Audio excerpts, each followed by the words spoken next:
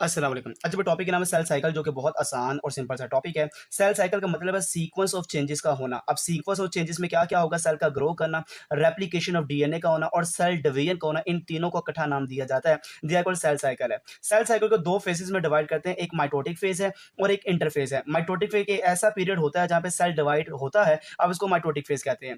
Interphase एक ऐसा period जहाँ पे अपीयरेंट होगा, आपको नजर आएगा नो सेल डिवीजन, जहाँ पे सेल डिवाइड नहीं होता है, इसको इंटरफेज का नाम दिया जाता है। इंटरफेस को मिसलीडिंगली पहले कहा जाता है रेस्टिंग फेज है, मगर ये रेस्टिंग फेज नहीं है। यहाँ पे बहुत ज्यादा हाई बायोकेमिकल एक्टिविटी होती है और ज्यादा बायोकेमिकल एक्टिविटी की वजह से ये रेस्टिंग फेज नहीं है। ये बेसिकली एक ऐसा पीरियड जो between two consecutive cell division, दो सेल डिवीजन के दरमियान में आने वाला जो पीरियड होता है, इसको हम नाम दे देते हैं, देयर कॉल्ड इंटरफेज है। ये जो हाई बायोकेमिकल एक्टिविटी रखने वाला इंटरफेज है, इसको टोटल टाइम पीरियड जो चाहिए कंप्लीट होने के लिए मेरे बच्चे, वो 23.5 आवर्स है। और इसी को डिवाइड कर दिया हमने आगे फर्दर फेजेस के अंदर, G1 फेज, S फेज और G2 फेज के अंदर। जैसे कि ये हमारे पास आ गया G1, ये आ गया S फेज और ये आ गया G2 फेज। सबसे पहले जो G1 है, ये माइटोसिस काफी दूर है, इसको पोस्ट माइटोटिक फेज कहते हैं।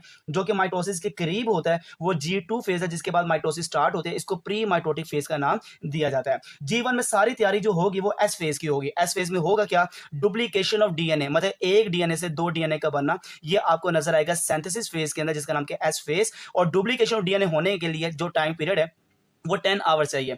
अब डुप्लीकेशन ऑफ डीएनए से पहले सेल को ग्रो करना पड़ेगा, साइज के लिहाज से बड़ा होना पड़ेगा, ये G1 में होगा। डुप्लीकेशन ऑफ डीएनए के लिए जो एंजाइम की सिंथेसिस है, ताकि डीएनए की रेप्लिकेशन हो सके, ये एंजाइम की सिंथेसिस G1 में होगी। डुप्लीकेशन ऑफ डीएनए के लिए जितनी भी डीएनए की बेसिस अक्यूमुलेट होंगी, इकट्ठी होंगी, ये G1 फेज के अंदर होगी। और ये सारा काम के लिहाज से जो G1 फेज है, इसमें हाई मेटाबॉलिक एक्टिविटी होती है और इन सब को कंप्लीट काम करने के लिए G1 फेज को 9 आवर चाहिए। इसके बाद सर आगे चला जाएगा एस फेज में। एस फेज में आपको मैंने बता दिया डुप्लीकेशन ऑफ डीएनए होता है। जैसे डुप्लीकेशन डीएनए होगा 10 आवर्स के बाद आगे चला जाएगा सर, जिसका नाम G2 है। G2 में तैयारी होगी माइटोसिस की और मियोसिस की। इसको प्री माइटोटिक फेज कहते हैं। यहाँ पे स्टोर होगी एनर्जी ताकि क्रोमोसोम की मूवमेंट हो सके।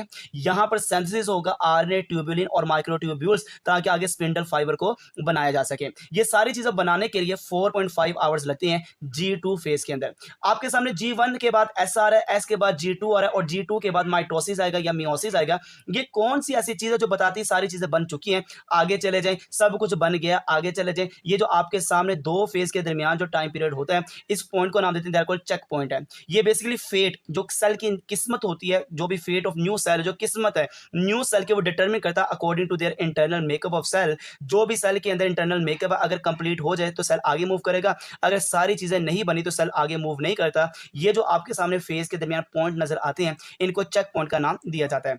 G1 के बाद कुछ सेल ऐसे होते हैं जो एस फेज में नहीं जाते, वो एक ऐसे फेज में चले जाते हैं जहां पे वो फर्दर डिवाइड नहीं होते। और वो फेज जो G1 के बाद आता है उसको G0 फेज कहते हैं। बेसिकली ये वो फेज है जो रेस्टिंग फेज है, जहां पे सेल जाने के बाद not further proliferate in it, जो कि फर्दर यहाँ पे प्रोलिफरेट नहीं होता, फर्दर डिवाइड नहीं होता।